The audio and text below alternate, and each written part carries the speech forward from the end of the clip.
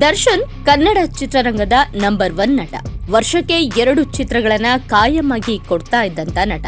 ಆದ್ರೆ ಕೊಲೆ ಕೇಸಿಂದ ಸಿನಿಮಾಗೂ ಕೂಡ ತುಂಬಾನೇ ಎಫೆಕ್ಟ್ ಆಯ್ತು. ಸದ್ಯ ಎಲ್ಲವೂ ಮೊದಲಿನಂತೆ ಆಗ್ತಾ ಇದೆ. ದರ್ಶನ್ ಅವರು ಕೂಡ ಸಿನಿಮಾದಲ್ಲಿ ಬ್ಯುಸಿಯಾಗಿದ್ದಾರೆ.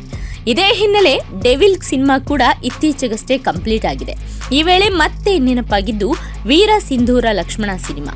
ಆ ಸಿನಿಮಾ ಏನಾಯ್ತು, ಮತ್ತೆ ಕೈಗೆತ್ಕೊಳ್ತಾರಾ ಮಾಡ್ತಾರಾ ಅನ್ನೋದು ಸಾಕಷ್ಟು ಅಭಿಮಾನಿಗಳಲ್ಲಿ ಹಲವು ಪ್ರಶ್ನೆಗಳನ್ನ ಹುಟ್ಟುಹಾಕಿದೆ. ತರುಣ್ ಸುಧೀರ್ ಮತ್ತು ದರ್ಶನ್ ಕಾಂಬಿನೇಷನ್ ಅಲ್ಲಿ ಈ ಸಿನಿಮಾ ಅನೌನ್ಸ್ ಆಗಿತ್ತು.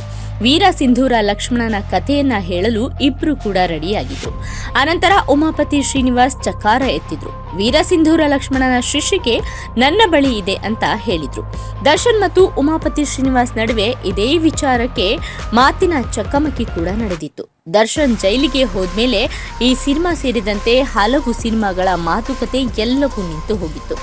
ತರುಣ್ ಸುಧೀರ್ ಅವರಿಗೆ ಇದು ಕನಸಿನ ಸಿನಿಮಾವಾಗಿತ್ತು. ಅವರ ತಂದೆ ಸುಧೀರ್ ಅವರು ಹೆಸರಾಂತ ಕಲಾವಿದರು ಅನ್ನೋದು ಎಲ್ರಿಗೂ ಗೊತ್ತೇ ಇರುವಂತ ವಿಚಾರ. ರಂಗಭೂಮಿಯಲ್ಲೂ ತುಂಬಾನೇ ಸಕ್ರಿಯವಾಗಿದ್ದಂತ ಸುಧೀರ್ ಅವರು ಸಿಂಧೂರ ಲಕ್ಷ್ಮಣನ ಪಾತ್ರವನ್ನ ರಂಗದ ಮೇಲೆ ಅದ್ಭುತವಾಗಿಯೇ ನಿರ್ವಹಿಸ್ತಾ ಇದ್ರು.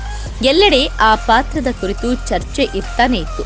ಅಪ್ಪನ ಸಿಂಧೂರ ಲಕ್ಷ್ಮಣ ನಾಟಕವನ್ನ ನೋಡ್ತಾನೆ ಬೆಳೆದಂತ ತರುಣ್ ಸುಧೀರ್ ಅವರು ಅಪ್ಪನ ಪಾತ್ರವನ್ನ ತುಂಬಾನೇ ಮೆಚ್ಚಿಕೊಂಡಿದ್ರು. ಅಪ್ಪನನ್ನ ಸಾಯಿಸೋ ದೃಶ್ಯ ಬಂದಾಗ ನಾಟಕದ ಬಂದೂಕನ್ನೇ ತೆಗೆದು ಇಟ್ಬಿಡ್ತಾ ಇದ್ರಂತೆ. ಅಪ್ಪನ ಬಗ್ಗೆ ಅಷ್ಟೊಂದು ಪ್ರೀತಿ ಗೌರವ ಹೊಂದಿದ್ದ ತರುಣ್ ಸುಧೀರ್ ಸಿಂಧೂರ ಲಕ್ಷ್ಮಣನ ಕಥೆಯನ್ನೇ ಸಿನಿಮಾ ಮಾಡಲು ಹೊರಟಿದ್ರು. ಆದ್ರೆ ಅಲ್ಲಿಗೆ ನಿಂತ ಪ್ರಾಜೆಕ್ಟ್ ಮತ್ತೊಮ್ಮೆ ಸದ್ದು ಮಾಡ್ತಿದೆ. ನಿರ್ದೇಶಕ ರಾಧಾಕೃಷ್ಣ ಪಲ್ಲಕ್ಕಿ ಅವರು ಈ ಬಗ್ಗೆ ಯೂಟ್ಯೂಬ್ ಚಾನೆಲ್ ಒಂದಕ್ಕೆ ಪ್ರತಿಕ್ರಿಯೆಯನ್ನ ನೀಡಿದ್ದಾರೆ. ಸಿಂಧೂರ ಲಕ್ಷ್ಮಣ ಸಿನಿಮಾವನ್ನ ನಿಜವಾಗ್ಲೂ ಪ್ರಮೋಟ್ ಮಾಡಿಕೊಟ್ಟದ್ದು ಸುದೀಪ್ ಸರ್ ಮತ್ತೆ ದರ್ಶನ್ ಸರ್. ಈ ಕತೆ ಇಷ್ಟು ದೊಡ್ಡ ಮಟ್ಟಕ್ಕೆ ಹೆಸರು ಮಾಡುತ್ತೆ ಅಂತ ಖಂಡಿತವಾಗ್ಲೂ ಗೊತ್ತಿರಲಿಲ್ಲ. ಈ ಕಥೆಯನ್ನ ನಾವು ಹುಡುಕಿದೆವು, ದರ್ಶನ್ ಸರ್ ಕೂಡ ಸಪೋರ್ಟ್ ಮಾಡಿದ್ರು. ಆದ್ರೆ ಮಧ್ಯದಲ್ಲಿ ಸಣ್ಣ ಪುಟ್ಟ ಘರ್ಷಣೆ ಆಯ್ತು. ಆಮೇಲೆ ದರ್ಶನ್ ಸರ್ ಬೇಡ ಅಂದ್ರು. ಉಮಾಪತಿ ಶ್ರೀನಿವಾಸ್ ಸರ್ ಕೂಡ ನಾನು ಮಾಡ್ತಾ ಇಲ್ಲ ಅಂದ್ರು. ಆಮೇಲೆ ನಾನು ಬಿಡೋಣ ಅಂತ ಬಿಟ್ಟಿದ್ದೆ.